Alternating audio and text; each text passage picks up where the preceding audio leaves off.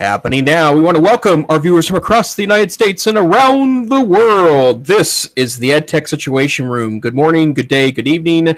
My name is Jason Neiffer, and I am the Assistant Director and Curriculum Director of the Montana Digital Academy, the state virtual school that is headquartered on the University of Montana campus in lovely Missoula, Montana. And this is episode 121 of the EdTech Situation Room on January 9th, 2019. And joining me, as always, Dr. Wes Fryer. Good evening, Dr. Fryer. How are you this evening?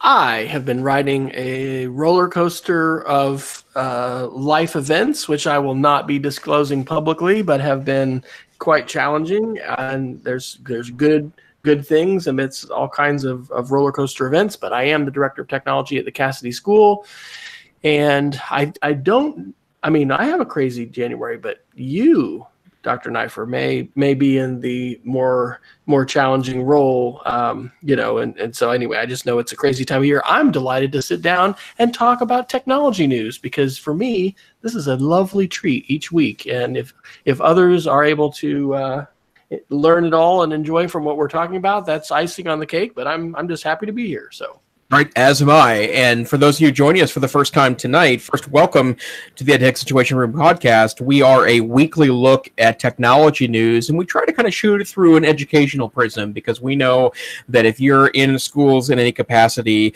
that technology is a topic of interest to you and your students or your teachers or your administrators, or however you plug into your individual school or school system. And Wes and I have some experiences we like to share, and a little bit of point of view, I think, when it comes to technology news. And by the way, if you're interested, every link we talk about each week on the show is available at our website, edtechsr.com, and we have extensive show notes, I think, that go into almost probably hundreds of pages at this point, of links going all the way back to episode 1 a couple years back. So in light of, it's actually a very heavy technology week because of the lovely CES conference in fabulous Las Vegas, Nevada. But before we get to that stuff, there's some breaking news in the technology world. And actually, it's 24-hour breaking news, so let's not get too excited about the breaking news bumper.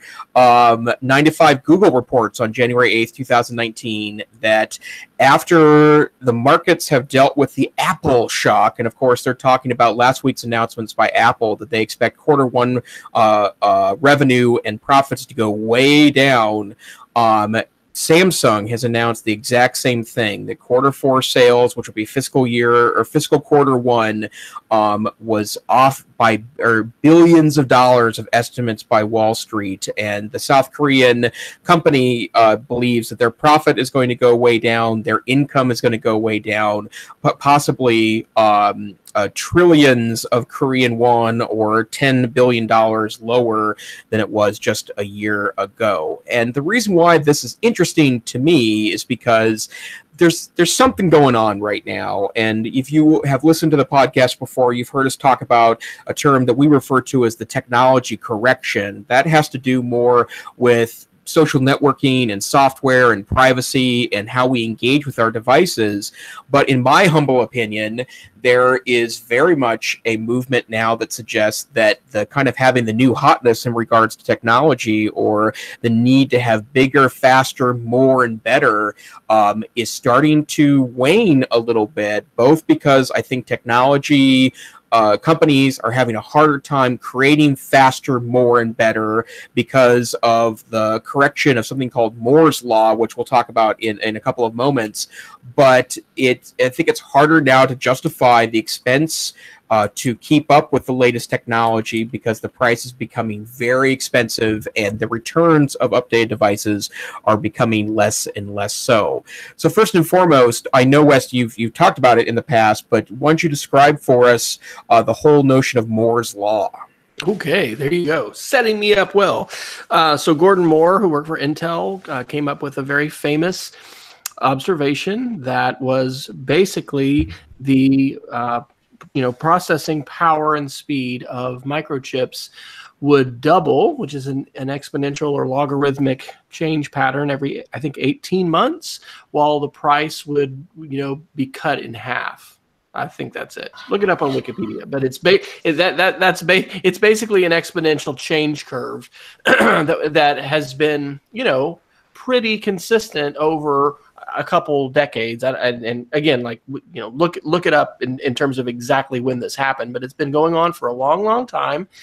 And there have been different reasons why it's been sustained. We've heard and seen people, make predictions time and time again. It's over. Moore's Law is over. It's done. You'll hear people now talk about how many nanometer processors that, are possible. And that's how many, how big the chips are and how many transistors, can fit on a chip.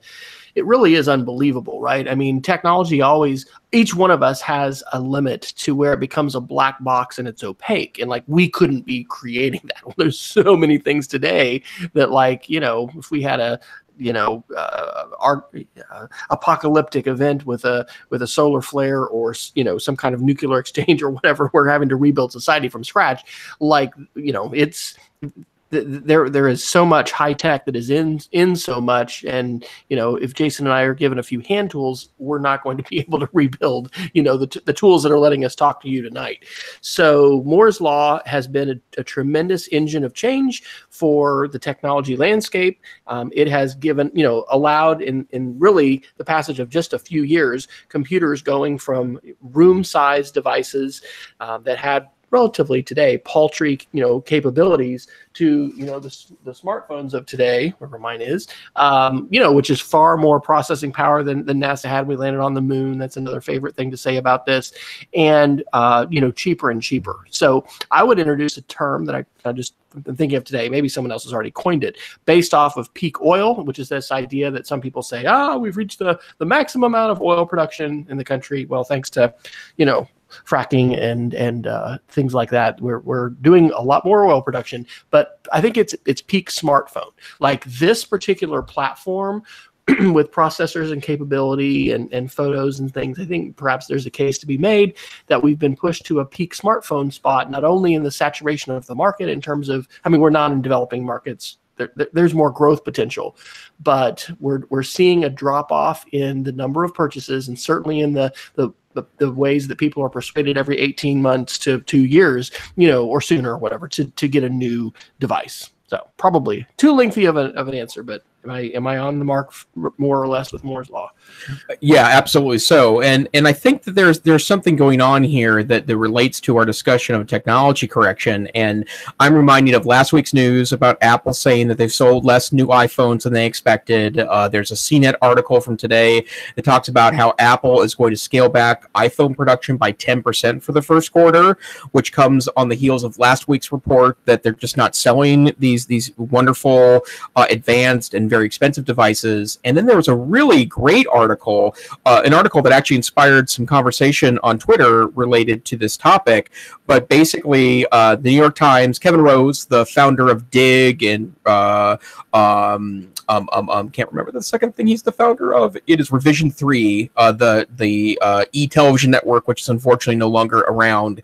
Kevin Rose wrote a really great article in the New York Times that basically said that Apple's biggest problem right now is his mom. And his mom, who was a very tech-savvy woman in her working days, is now retired, and she has a 3-year-old iPhone 6S that's missing many of the latest features that iPhones offer, but for her, it's just good enough. And it doesn't seem justified for her to spend $1,000, $1,200, $1,400 on a new phone when her 3-year-old phone is doing just fine. And as it turns out, I have the same story around my family as well. My mom is using an iPhone 5S and it's working just fine. My dad's using a 5-year-old Android device that works just fine. My mother-in-law has a iPhone 6. My father-in-law has an iPhone 6. My wife has an iPhone 6S. And in an era where we're not offered carrier subsidies anymore. We're on my rest of my family, other than my phone plans on Verizon, which no longer has phone subsidies anymore. It ended actually the year after my entire family updated. It just doesn't seem to make sense to pay $800, $1,000 to update these devices, especially in a world where, legitimately or not, you can change the battery out and get fresh battery for those devices. And all of these things together, the fact that I think people are reconsidering their relationship with their devices, the devices themselves, there isn't a lot of return on spending $1,200, $1,400 on a new device, even though it may have a higher resolution screen or it has a better or faster processor, or maybe a esoterically better Wi-Fi connection. It's wireless AC as opposed to wireless G or N or whatever happens to be on your phone, that it's just harder to see the returns on the massive investment in technology. So, Wes, I know you purchase phones for a family, so you are very aware of this market. Or do they sound familiar to you? Absolutely. There's other elements to this, but my choice of going Android for 9 months was a direct result of saying this is freaking ridiculous for Apple to charge that much for a phone. I love Apple technology. I always have, but Apple pushed it too far with the profit taking for our family specifically. Thanks to the generosity of another family member. I mean, I'm on a 7 now instead of a 6S. But this is a very capable phone. Over the holidays, we actually bumped our youngest daughter from a 5S to a 6S. But it is great, and I think, well, whatever, she could hear it. I mean, it's like $250, right? $230, $240. That's still an expensive device to get a 9th grader. But the used market today, and also I'll just say the return on investment, or just the enduring value, which I guess is another way of saying return on investment. Like an old iPhone today, it can, especially like you mentioned, with you can slap a new battery in there. That's the real wild card. It scratches and things like that. But with a new battery, anyway, it works great. And so I totally believe, to answer your question, that as a family, we crossed that threshold where Dad said, it is financially irresponsible of me as the one of the parents in this household to insist I must have the latest phone and be on the cutting edge. And I know that that's happened for a lot of people. Apple pushed it too far, and people have said, it's too much for me as far as the cost. But at the same time, the processing power and just the capability of smartphones has gotten to the point where it's like, upgrade, really? Why? Because I don't have to have faster, and the features and the things like that are being added on here really don't sway me to say I've got to get something new. Right. Absolutely. And, and I think there's some related articles when we jump into this week's kind of more episodic news about the Consumer Electronics Show, or CES. But, I think in the last year, you could see evidence of this elsewhere. Microsoft, desperate to push out updates because that's their new system, right? It's updates every 6 months. There's a fresh operating system available to you, and yada, yada, yada. And, during the second update cycle, it just broke. Like, it literally deleted data off of people's computers because the focus was on new over better, and or value for the end point of consumer. And I would say that even the techies I know aren't in the 2-year update cycle anymore for phones. They're not. I tend to think that it's reasonable to have a 3-year update cycle for laptops or desktop computers. I've come to the point where I'm ignoring my fascination with new Chromebooks. Like I at work, I've got a 2-year-old laptop that's chugging along just fine. I've got a 5-year-old desktop at work that's chugging along just fine. I have a Windows Home desktop that was kind of a gaming machine purchase 3.5 years ago, but there's just no reason to update it, right?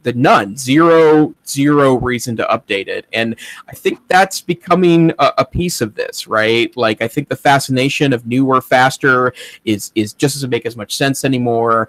And the other article I dropped into here, there was a keynote address at CES, the Consumer Electronics Show. It is the CEO of NVIDIA, which is a chipset maker for video cards, who said that basically Moore's law it doesn't make sense anymore. It no longer exists in the way we expected it to do, even just a handful of years ago, and that it's impossible now to expect the cheaper technology to come out as twice as fast, or even 50% faster, or 150% faster. It's just those curves are really no longer going to be in existence, and it's going to mean that the market's going to look very different. And kind of spinning back for a moment to an educational a twist on this, I think this is probably great news for technology purchasing for schools, because things just aren't going to get out of date as quickly as they do now. And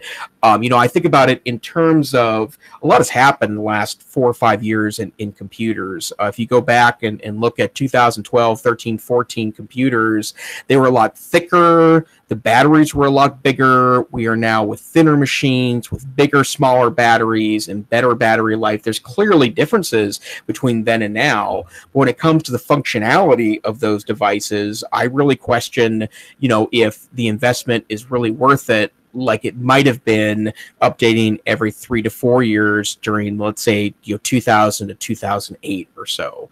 So, very much a big change in the way we engage with technology, and, how we look at purchasing and cycles of how technology works in our schools and lives. So I think we're at peak smartphone, and I want to point people back to an article, or really it's a blog post, I think, on Medium by Robert Scoble from last week called iOS 2022.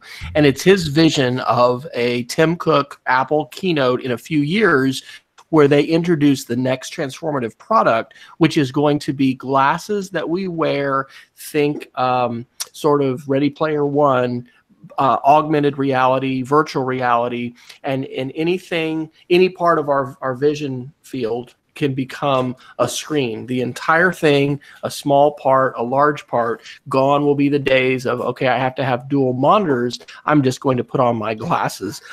You're seeing huge investments in augmented reality as well as virtual reality by companies, and you can hear and read lots of different opinions about that and which one is going to be bigger. But I think we're at peak smartphone. I think that the next big thing is going to be something which redefines, interactively how we literally peer into the virtual world. That article by Robert Scoble is the best, vision piece that I've read in a long time. But in addition to all of this, I want to point us to something we mentioned in the show last week about Apple's announcement on profits, and then some articles about China. And part of why I love, getting together with Jason is not only like getting aware of a whole slew of articles and news that I missed and his analysis, but it's the challenge I have each week of doing some reading, but also like peering into the future, because I feel like that's part of what our show challenges me to do and us to do, is to, connect dots. And Amy Webb, by the way, is one of my favorite futurists that I discovered this last year. And that's what she talks about in terms of being a futurist, is you're looking, the signals are talking, actually is the name of one of her books. And you're trying to see, what is a true trend and what is something that's going to be worth, paying attention to, investing in, working on, and then what can you ignore? So last week we mentioned that Tim Cook had, kind of blamed China for these deflated projections that Apple is gonna have lower sales. And the articles that I read, I think we included in the show notes, were talking about deflated sales because of the same mom issue, that it's just too expensive for a lot of folks to justify what an iPhone is going to cost. And so that same calculation that's happening in U.S. households is happening in other households around the world. But it's also about supply chains, and it's about a war that is being fought right now between Huawei, the I think now largest smartphone manufacturer on the planet. Is that right? I mean, is that what they eclipsed? Anyway, I'm putting you on the spot, and we'll have to look that up. I mean, Huawei's massive. Largest, Chinese company in the smartphone business, and what's happening in terms of trade. So The article I want to point out for this week, there's actually two of them. The new one is the Council on Foreign Relations from December 26, China, Huawei, and the Coming Technological Cold War. And so this is talking about how, and we've talked about these articles, but it's kind of, you hear these news things and you're like, okay, so what does that mean? So the chief financial officer of Huawei is under arrest in Canada because of an extradition treaty with the United States because of violations of the law. And this is like, what is going on? So this is a very contemporary article talking about technology Cold War, decoupling, weaponized interdependence, whatever you call it. The U.S.-China science-technology relationship is being violently remade. While a tightly linked technology system benefited the United States and China over the last 2 decades, there's now widespread concern on both sides of the Pacific that the economic and security risks outweigh the gains. And there's an article that's linked in the second paragraph of this called Made, and the link is Made in China 2025. And so I'm putting this link, which is from March of 2018, in the show notes. The title is called Why Does Everyone Hate Made in China 2025? And I don't know about you, Jason, but I hadn't actually heard that phrase. We, I think, are pretty aware here in the United States, like we're having a partial government shutdown. Like this isn't the way democracy, by the way, is supposed to work. And in the midst of all this are tariffs and a trade war with China, and the way in which our chief executive is executing this strategy looks very blundering. The article, I think, this from March, calls it pugilistic, just like not focused, and just pretty terrible from a strategic standpoint. And so Wes Fryer, as an observer of all this, has been kind of just saying, well, what's the big deal? Why? Isn't this as stupid as this whole border wall fight with China? And so I want to encourage people to take a look at these articles, because what Made in China 2025 is an effort by China to not only bolster and build up its technological capabilities to compete with Silicon Valley, but to become dominant, and to become dominant through nefarious means. And so I'm going to read real quickly into this article, which ends or has the phrase in it, I think, is this the one? Existential threat, or well, anyway, it's in there. China is doing this through some foreign acquisitions, but forced technology trade agreements, commercial cyber espionage, think Google leaving China, and gaining technologies and know-how in a way that is going to harm global trade, that's going to really hurt South Korea and these other the Asian tigers that are so focused on export, because what China wants to do is they're setting up quotas, which you're not supposed to do according to free trade agreements, bolster their domestic production, and then really harm free trade. So my thought tonight is that the world is flat. Friedman's book, and this whole vision of this wonderful interdependent world where we are walking hand in hand with Russia and with China and with India, because we're all going to be equal beneficiaries in this interdependent global marketplace. Folks, we are not there at all. And what is happening now between the United States and China, if we think about kids in school, and I don't think I'm being at all conspiratorial, because by the way, the Council on Foreign Relations, which is where these two articles are from, is I think, correct me if I'm wrong, really like authoritative, legit. Like we're not talking about some outlier fringe group, or not, and we're not looking at this going, who has said this? What website is that? Who registered that? It's some Joe Blow, in his garage running this news site. We're going to need a wake-up call. I don't think my daughter and probably most students in school today recognize the hostility which exists currently, not only in the digital landscape, just in terms of cyber operations and hacks and things. They're somewhat aware of it, but I don't think they're aware of how hostile the economic relations are between the United States and China. So rant, hashtag end.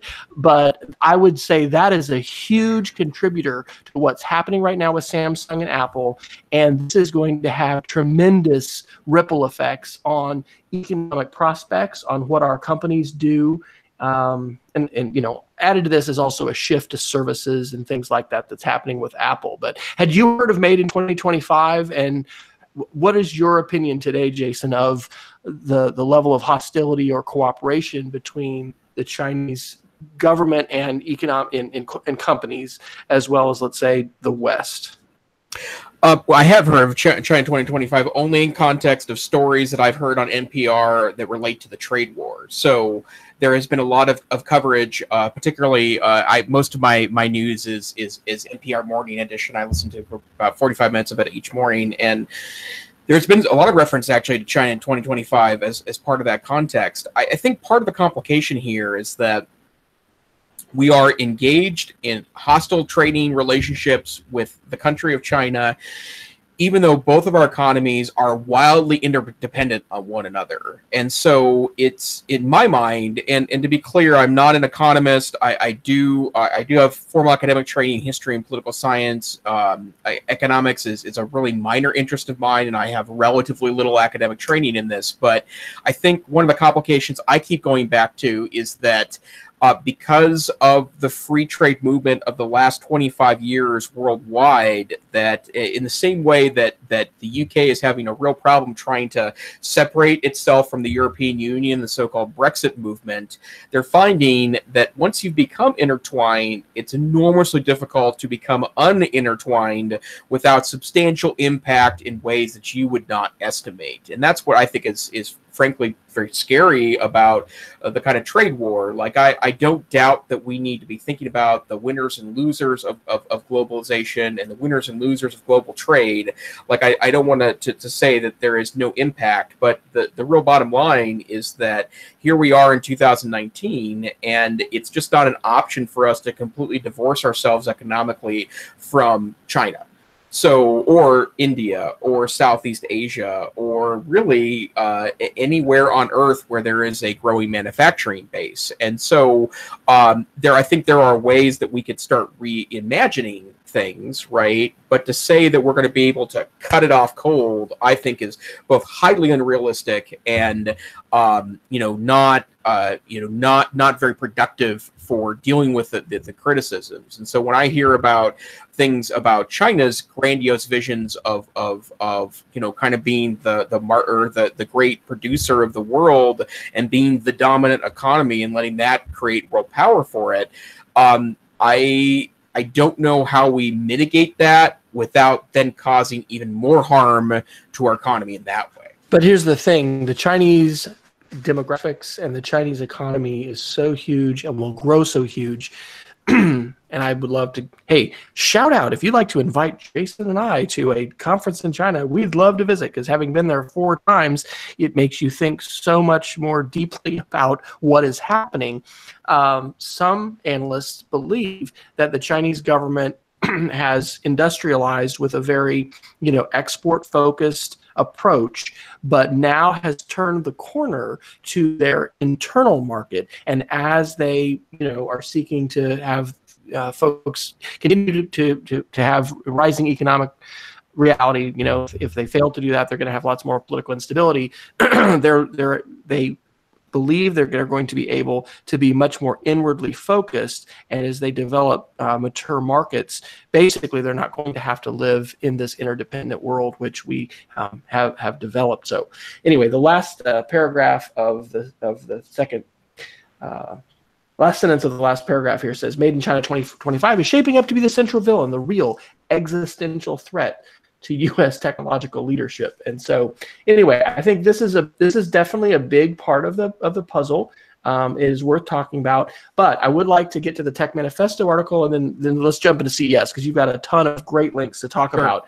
I want to give a shout out to Baratune Thurston. I hope I'm pronouncing his name correctly. I believe you are. This is an article that he wrote back in June of 2018 called on Medium, a new Tech Manifesto, 6 Demands from a Citizen to Big Tech.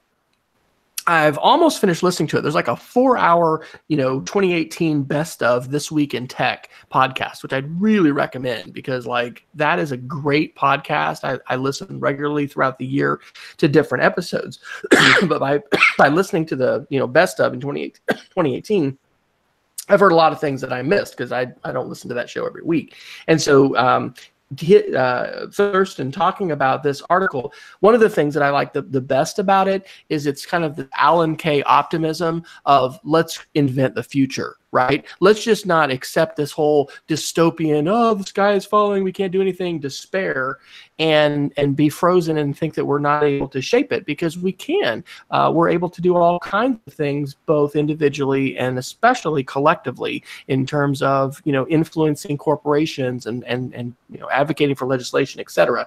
But in terms of the technology correction, and when we look at privacy and data and the real bad place, frankly, that we are today, with this enormous cloud of data about us that has been collected by companies and we've freely given away, and, you know, you and I and your mom and my parents and just all of us that are on Facebook now as adults, and then young kids, we're just continuing to give it away. So he's advocating for transparency around data collection and usage, changing data defaults from open to closed, respecting rights to our own data, diversifying who's at the table, meaning that, you know, it's got to be more than, you know, some of the very not diverse, you know, groups of both developers and investors and entrepreneurs behind many of these companies.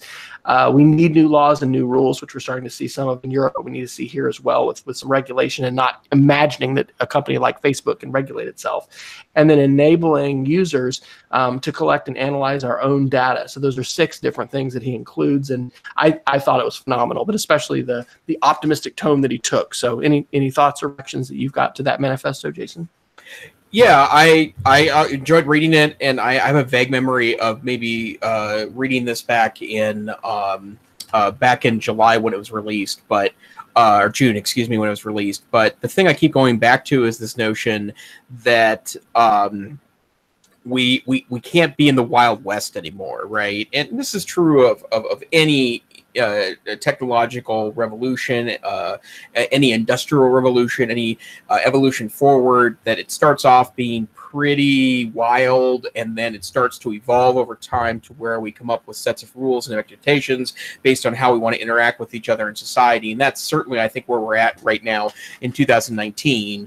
You know, again, going back to the so-called tech correction, but, you know, I think this notion that we need to build tools that don't just take advantage of people's ignorance or maybe fear of kind of digging into the tool's background and just assuming that people want to be very conservative about the way they utilize their data or their engagement, and that there's a series of goals in addition to financial gain for the developers or for the owners or the perpetuators of these technologies, then I think that that's something that's really important. And you know, I felt like that there's been a lot of attention in the last, I'd say, 3 years about student data privacy. It's a discussion I know that's going on in schools in Montana, but this notion that we shouldn't just assume that not just because federal laws demand that we pay attention to student privacy, but that maybe students and their parents don't want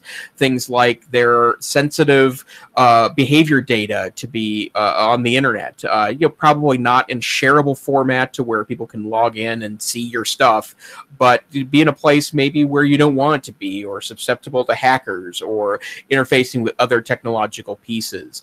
I get how big data could help us understand humans better, understand one another better, understand complex psychological precepts better, but there's a point of which, you know, the singularity of data has diminishing returns in comparison to what you're giving up for that. So I love attempts at this to try to I guess, for lack of a better term, you know, empower people to empower themselves beyond just what an app can do to connect you to others or provide a service or a parlor trick, really, to make things happen. So yeah, I love this, and I really hope that you know, and I know I've seen a lot of documents like this in the last 24 months since the 2016 election, but I know there's a lot of articles this week about Mr. Zuckerberg, the founder and CEO of Facebook, and what he is likely to do in the upcoming months to deal with the Facebook problem, which is probably something you could trademark now. It's the Facebook problem trademark. But the bottom line is that unless we want to abandon these tools whole or trade in the remarkable advances that many of these technologies brought us, and maybe more broadly to classrooms or to education or to communication or to interaction or to entertainment or to any noun in 2019, then this is the type of stuff we have to adopt. Absolutely. Well, hey, there's been some stuff going on in Vegas. I've heard a rumor. And by the way, I know you went there in person. So real quickly, highlight from your CES experience. Was that 4 years ago? When did you go? Oh, man, I can't remember the year now. 7, 8, 9 years ago. And it wasn't even for the whole thing. And I was just on the floor for 2 days. Really amazing experience and an unbelievable like dump of stuff, right? Like it's a lot of people call ISTE a trade show, right? Which in a lot of ways it is, right? Or a boat show. I've heard Gary Steger say a boat show. Yeah, and it's a very legitimate way of putting it. And to be honest, in the last couple of years, I felt like the interaction with vendors has been the most valuable part of most of the conferences that I go to. And part of that's because my role in the world has changed. As now that I have budget authority, there seems to be different conversations when I show up. People want to talk to Dr. Knifer. Well, yeah, that's the thing. Once they know you have a checkbook, it tends to change a little bit. But it's a massive conference, so large that it's located in many places throughout Vegas, and it's everything from, yes, the Samsungs of the world and the Googles of the world and the LGs of the world are absolutely available there, but there's also thousands and thousands of companies that are much smaller that are just trying to get into the marketplace. There's usually a Chinese pavilion where a lot of companies you've never heard of before are trying to make a buck in the international technology trade. They're not selling the next new TV. They're instead trying to sell you e-readers that you that was one of the big things the year I attended was kind of off-market e-readers that were going to change the way people read books. And of course, the e-reader has been dominated by really one company, and that's Amazon. So I've picked a couple things out that I think are interesting things that have happened there. There's just no way for us to come up with, for lack of a better way of putting it, a comprehensive look at CES in context of our humble podcast here, but I thought there were a couple things here that I thought were worthy. So the first one, and a lot of this is from the Verge's coverage from today's edition of The Verge. Great article about how this year's laptops, oddly enough, look a lot like last year's laptops. And the author of that particular article, Chaim Gartenberg, says that's a good thing because it's better at this point to kind of, I guess for lack of a better way of putting it, refine laptops and really any technology device as opposed to try to create a new hotness that's not there. And so when talking about really everyone at the show, Lenovo, Dell, HP, these are all manufacturers that showed up this year with new models, but they're only incrementally better than last year's models. And there seems to be some notion that there's we should be spending some time just tweaking to make it better because there's not a lot of newness we can add to that. And so they focused on small design tweaks in the flagship laptop from Lenovo. That's the ThinkPad X1 Carbon, a thin, beautiful laptop that this year I think they refined the USB-C and they added an optional carbon fiber weave cover, which is definitely not something that is necessary. Their other major laptop is the X1 Yoga, which is a laptop that does the tenting thing. And this year, the big improvement was they added the option for aluminum case. I'll give you another example of something that I know for a fact has bothered a lot of people. The XPS 13, which is Dell's major laptop model. It's their thin Ultrabook. It's an absolutely beautiful machine if you've never seen one in person. The boss at work carries around an XPS 13. He loves the laptop. He hates one thing about it, and that's that the webcam is located in the lower left-hand corner of the screen, and it's so terrible to use. We actually call it the jowl cam.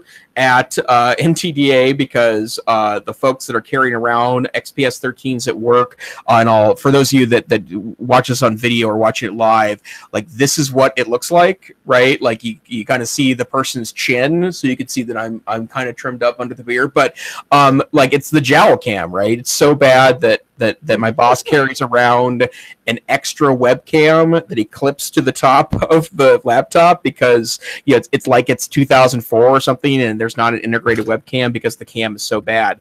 They're moving that to where it was before, the top of the screen, which is a welcome notion to people from around the world. But little changes are dominating this year, and I would have to say that's a very welcome thing to me, because I think that, like the iPhone, like Android phones, like the articles we talked about earlier, it's probably more about refining at this point than coming up with something that's so radically different that it justifies, an immediate update over last year's model. So anything interesting to you about laptops at CES, Dr. Fryer? I'm going to be very cursory in my comments because my reading of CES or of articles has been kind of limited. So, I think I'm most curious about how we're going to see hybrids. Are we going to continue to see the merge of the touch to the, traditional laptop? And we're going to keep having, separate devices?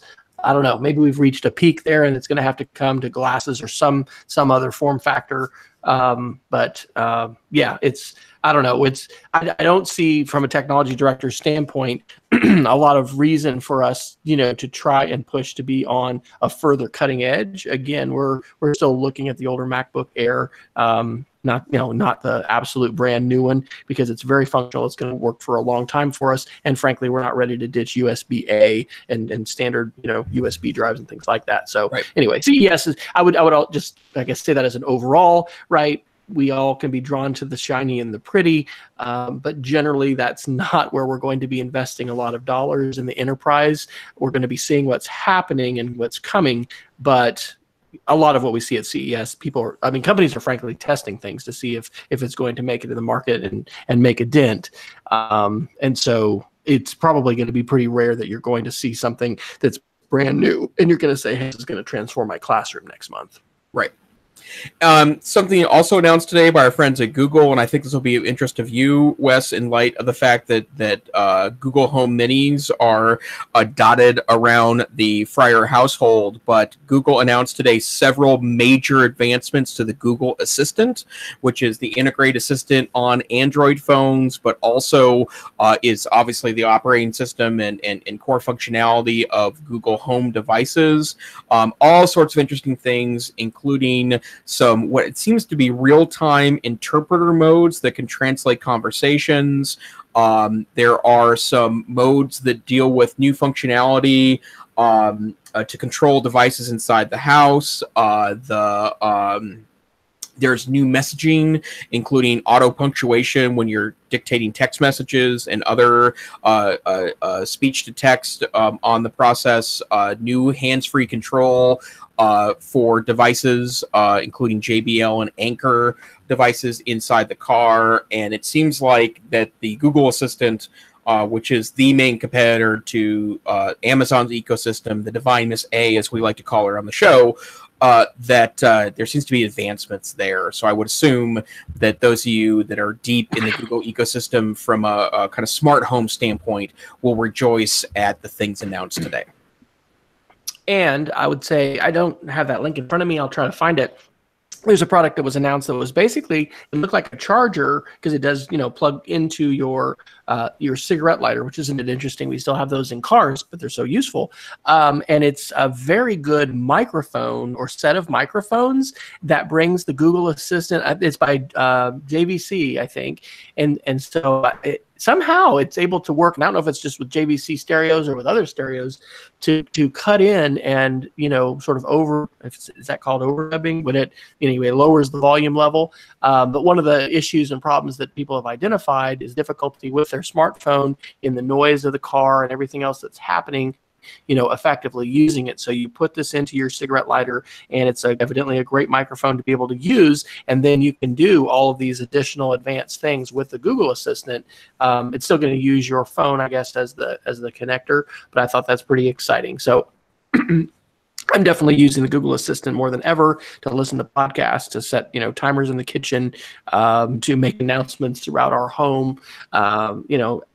Absolutely love it. And also when I'm on the go, I'm using the iOS version. But did you mention the article where with coming to Maps? Because that's what I was going to do next. Go ahead. Yeah, no, go for that. Are you excited about the integration with Maps? I am. This is something that's actually announced at Google I/O last year. So that would be the late spring conference where Google announces new functionality and features to Android and other parts of the Google operating system arena. But in essence, it allows folks to do a lot more control while you're engaged in Google Maps. And so it's not just like it's not just listening to you to transcribe your commands. It's adding a smarter component to Google Maps. And that's a wonderful thing. And, frankly, what I think maps and guidance and directions and location-based services is really what I think smartphones, despite the tracking component to it, is one of the core features that I think people would have a hard time giving up in 2019. So I'm really excited to see the Google Assistant coming to Google Maps. And this is really the Star Trek home of the future, right? Computer, Earl Grey hot. We're not getting. I'm not getting tea, prepared for me with the Google Assistant. But being able to use our voices, make things happen in the real physical world, and then being able to just, I think start to use that as a very natural and just go voice for me, and probably my wife too with texting, is a primary way that I get information into my device. And as we think about schools, I think keyboarding is still important, but we need to keep our minds open to the different ways that we're going to, and we are today, getting information into a device.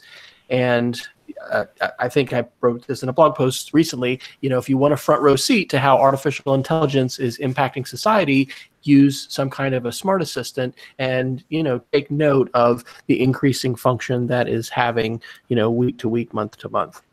Absolutely. Yep. And then one other hardware piece, and then we'll talk about some of the crappier stuff from CES.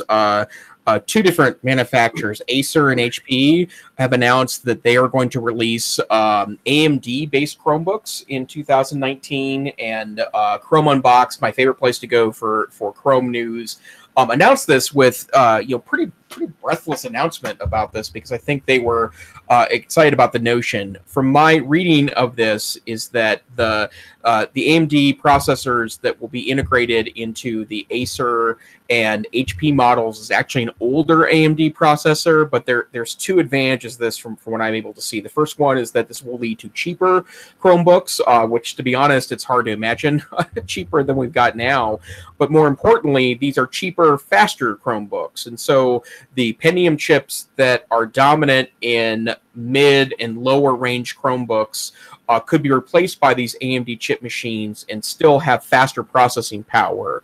And as AMD has become a bigger competitor in the last 24 months than it was in the 4 or 5 years previous to that, it's exciting to see that there might be some Chromebooks that are medium Chromebooks, medium power Chromebooks that could be in that $250 to $350 range, that come with a processor that beats the somewhat efficient and power sipping Pentium chips. The N4200 is the popular one in 2018 Chromebooks, but I'm glad to see more competitors in the space of Chromebooks. One other thing on the CES note, and I think it's in there, it mentions these, it's called activity cards. This didn't roll out. I was just trying it on my laptop. It doesn't work. It's rolled out on mobile first. So you want to see some evidence of Google, where they believe the majority of users are accessing the web today on their mobile device. Go to Google, and we're used to autofill, right? And sometimes this can reveal, sexist and racist trends and just pretty bad stuff when you put somebody's name and you're like, why is it saying that? It's a reflection, in some cases it has been, of searches that people are doing, and it's trying to guess. That's not autofill. What is that called? There's a predictive, right? Predictive search. Anyway, now when you tap on Google, like I'm in Safari on my iPhone, it shows me my last 5 searches of the things that I searched for. So it's a way to up where you've left off, and it's an interesting, enhancement that Google is giving to the search experience. Absolutely. And personally, as a very aggressive researcher on the internet, in part for a small business that I work on that's high school debate related, the new search features, frankly, are amazing. And I'm really excited about that notion. So then there's a couple of articles that kind of talk about the weird, and by the way, there's no way to comprehensively report on the weird stuff that comes out at this conference. There's just no way. But the Washington Post has both a video and a kind of a description of things that they found that was fantastic. And then also kind of weird. It includes, there is a roll-up TV that LG has released that is probably going to be extremely expensive. It's the LG Signature OLED TV R, and I think the R stands for roll-up. But in essence, it is a box, a long box, kind of looks like a big, long a TV speaker, side TV speaker that you can get, to augment your audio, and instead you set it up and you press a button and a screen kind of rolls up out of a kind of a spindle that's located inside of the box, and interesting, fantastic, bizarre, probably wickedly expensive, but this idea of foldable screens or collapsible screens seems to be finally coming to the marketplace. And I will absolutely note that CES is also famous for what's referred to as vaporware or vapor hardware, which is that there's prototypes at CES, but they can't get it to market, or there's not enough popularity to make the time or effort. Another fantastic item, the so-called self-driving follow-along suitcase from Ovis. Ovis, a maker of premium travel products. And the best that I can tell, based on the video that I have seen, is that you carry along with you a little, probably a fob-like thing, right? Something that identifies you as the owner of the suitcase. And the suitcase, in essence, follows you around everywhere without you touching it, right? It's like a self-perpetual, moving airport luggage device thing.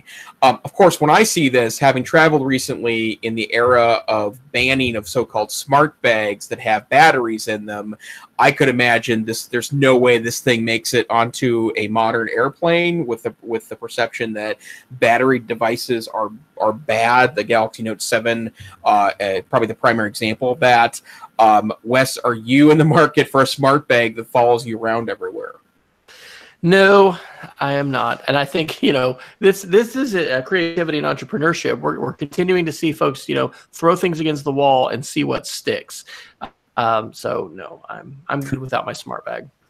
Other quick things that were interesting. There were a number of robots available at CES this year. A lot of the articles that I actually skipped over for the show were things like the 9 kinds of robots you find at CES, and robots have been a long time fascination of the conference and show.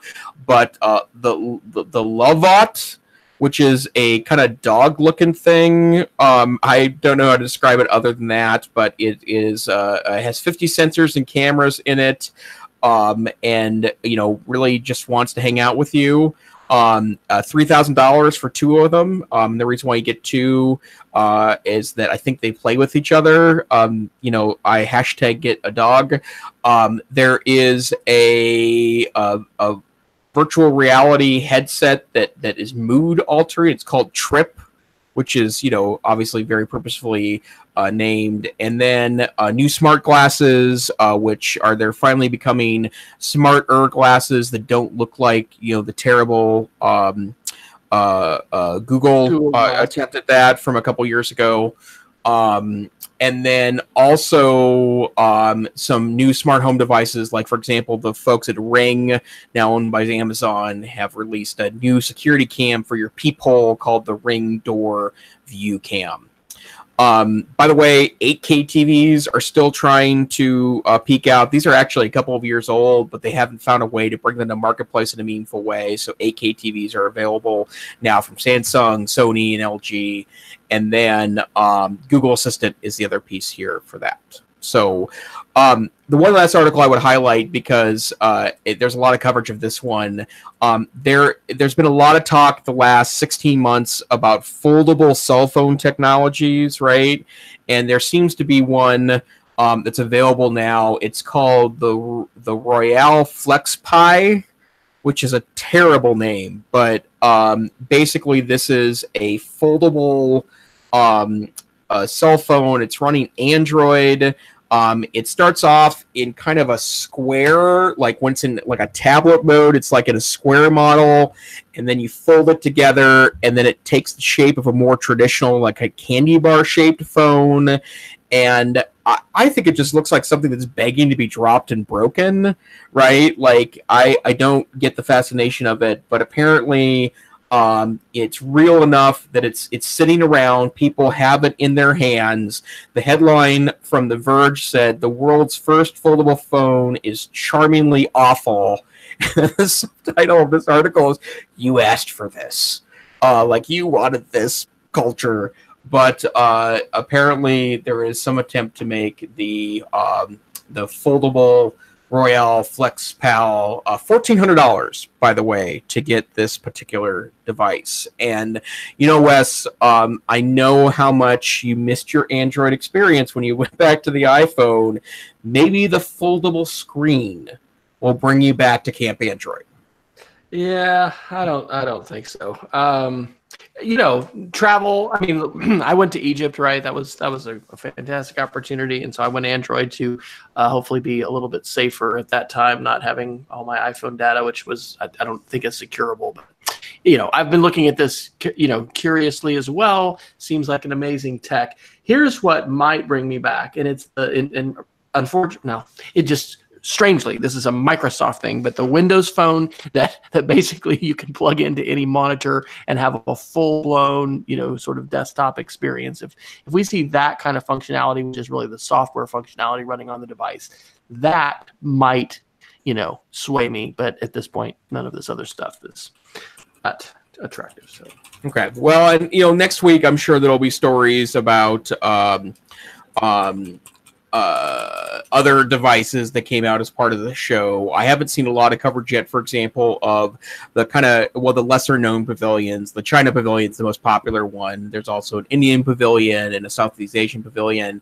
I didn't get a chance today to look at my favorite website for CES coverage because I wanted to stay with the big picture stuff.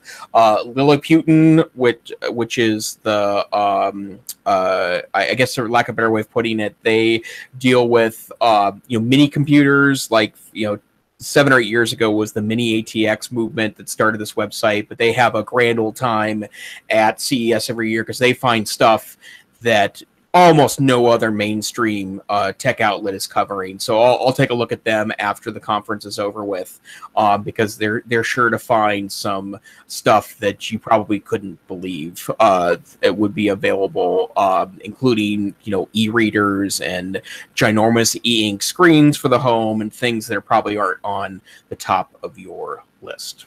One final last article, and then we can do Geeks of the Week.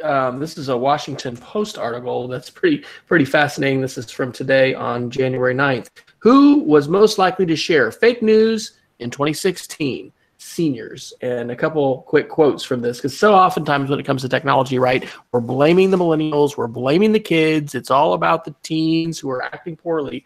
These are a couple quotes. According to our data, fewer than 1 in 10, 8.5% of our respondents shared links from fake news domains. For comparison, about 1 in 4 Americans during the last weeks of the 2016 campaign read or clicked on at least one fake news article, regardless of how they encountered it. And then in terms of there's a good graph there, more than 1 in 10, or 11.3% of people over age 65 shared links from a fake news site, while only 3% of those 18 to 29 did so. So Jason, my last question, how will we help our senior citizens acquire media literacy and stop spreading fake news for the upcoming electoral cycle? I think it's part of it is that we need to be having conversations with our parents. I think that's part of, if you have a senior parent in your life or perhaps a senior grandparent in your life, I think it's okay to have conversations with them about news sources. And we've kind of built some memes around this in the United States. I noticed in 2018, for example, that the whole "you can't tech politics" at Thanksgiving meme was pretty pervasive around our culture and society. But other than the awkwardness of when your family perhaps believes different political views than you do, and how that discussion can be somewhat challenging, I think it's okay to question your parents, and make sure that they're looking at good, legitimate news sources. And it's not liberal versus conservative. That's not really what it is. There's great conservative-leaning news coverage on the web. There's good left-leaning news coverage on the web. It's when people are sharing things that are clearly fake, you got to call them out on it, and let them know that's not a legitimate source. And I think that's part of helping build a culture where we start policing some of these things ourselves. And I would just add quickly to that simply sending a Snopes article or pointing out that someone's wrong, is really in many cases not effective. We need to look at the psychology of how people's behavior as well as perception shift. And I think some of that research absolutely does have to do with conversations with people inside their family circle, folks who are trusted. It really is an important puzzle, because our need for media literacy, digital citizenship, all those things is certainly not limited to just the kids that are in school and, the young. So shall we Geek of the Week it? Let's do it. I'll start, Wes, and then you can finish us up. I would like to share this week something that has been part of my life now for about a year, and it's really made a big difference in my life when it comes to identifying things. The Tile is an amazing piece of technology, and they're getting to where the Tile is becoming a really better piece of technology. But I'll give you an example of this. The Tile is a little Bluetooth device that can either hang on your keychain, or in my case, my keychain, there's one in my backpack, and I actually have one in my wallet. This is the wallet I carry around. It's a little kind of minimalist wallet, and part of the reason why I carry one of those is because I used to carry around, and this will be a dated cultural reference, I used to carry around a George Costanza wallet, and some of you may know what that means, but an overly packed wallet. But this is a Tile that's sitting in my wallet, but essentially it's a little USB beacon that talks to your phone, and when you lose it, you can find it again, because it will point out to you the last place it saw the item, right? You can also have the Tile set off a noise, so you could find, like a couple mornings ago, I lost my keys in a moment of rush.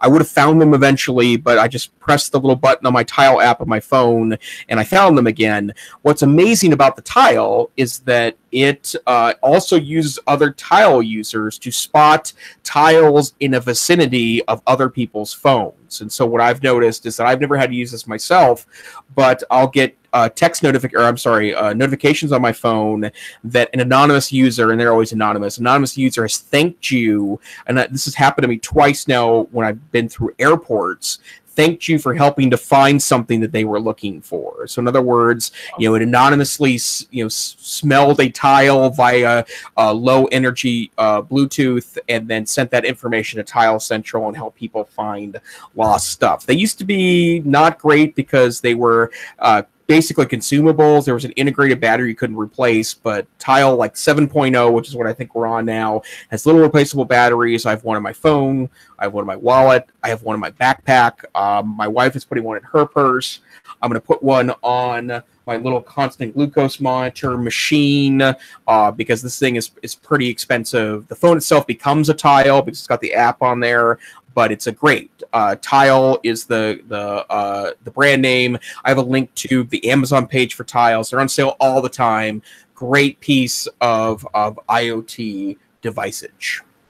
You inspired me, I think, in our show about gifts to order Tiles, and I had ordered a 4-pack and gave them to my wife, who I think has felt offended that I was it was an age-based, she's a little older than me, gift. But anyway, we got to break it out. The tiles in our household have not been set up yet, and I think they may be later tonight. So thanks for that reminder. My Geek of the Week's a quick software app. It's called Amphetamine for Mac OS. Shout out to Jeremy King at work who let me know about this today. For a number of years, I have used and advocated for folks to use a program called Caffeine, which puts a little coffee cup up in your system tray or menu bar or whatever in the upper right corner, by the clock. But that hasn't been updated in a long time. I still use it. But if you want to actually at school push out Mac software now through a mobile device management platform, you really need to generally do that with software applications that are available in the Mac App Store. So Amphetamine is the same thing basically as Caffeine, but it is updated and it's available free in the Mac Store. So I'm Wes Fryer, W Fryer on Twitter, speedofcreativity.org on the blog. I am Jason Neiffer, Tech Savvy Teach on Twitter. I blog for NCC, Northwest Council for Computer Education, blog.ncc.org, where you should go right now to ncc.org and sign up for the February conference in fabulous Seattle, Washington. This business here, though, is the EdTech Situation Room. We are a weekly podcast. We're on Wednesday nights at 8 p.m. Mountain, 9 p.m. Central. I think it's 3 a.m. UTC, although we just change that every week and it doesn't seem to matter for the folks listening. You can see us live every week on YouTube, or you can download the podcast either by going to our website where you can get little tiny audio versions of the EdTech Situation Room, or we are in almost every major podcast directory. So wherever you're downloading podcasts, look for the EdTech Situation Room. We hope to see you in a future episode. We appreciate those that listen. Feedback is great via either our Twitter accounts or at EdTechSR, where you can get to both of us. And we hope to see you or interact with you on a future episode.